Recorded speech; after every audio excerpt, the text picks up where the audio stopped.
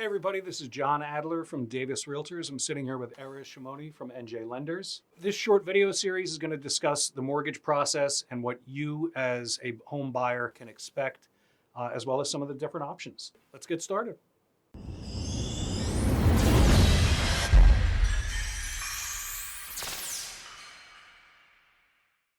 Erez, I work with a lot of first-time buyers, and one of the things that they don't really understand is closing costs. Can you maybe shed some light on what closing costs are, what they cover? Sure.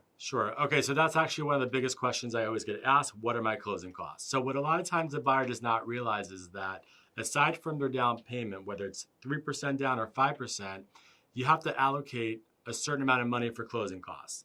I'd say on the average transaction, $300,000 mortgage, taxes about $10,000 per year, you're probably ballpark around $10,000, $11,000 in closing costs. Now, closing costs, I would break up into 2 or 3 sections. One is the hard costs. Those are the actual costs associated with the loan. For example, your appraisal fee, your recording fee, your attorney fee, a survey, the actual hard costs. So that may be about $5,000 out of the 10 or 11.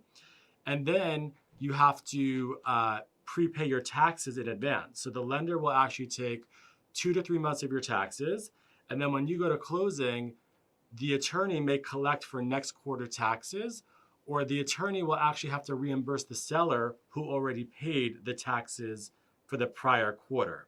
So when you add up your hard costs and then your prepaid of escrows, of the taxes, and even home insurance, your closing costs overall comes to at least $10,000, $11,000 when you add those two together. Understood. Now, can you sometimes add that in and maybe get it back from the mortgage? So yes, you can. So on a conventional loan, you can do something called a seller credit, which, for example, if you're paying $350 for a home, you could say to the seller, I want to pay $360, and then you give me back $10,000 towards my closing costs. So it's a way to basically finance your closing costs. And on an FHA loan, you could also do the same. There are some restrictions on how much you could add to the loan.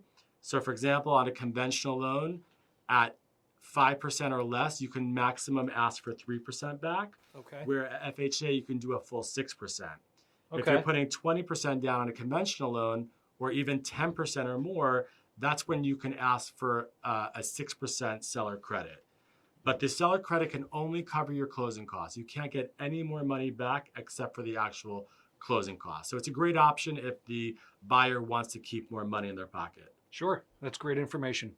Well, we hope that you learned something from this video. And if you have any questions, please let us know. If you or anyone you know is looking to buy or sell a home, get a hold of Erez or myself.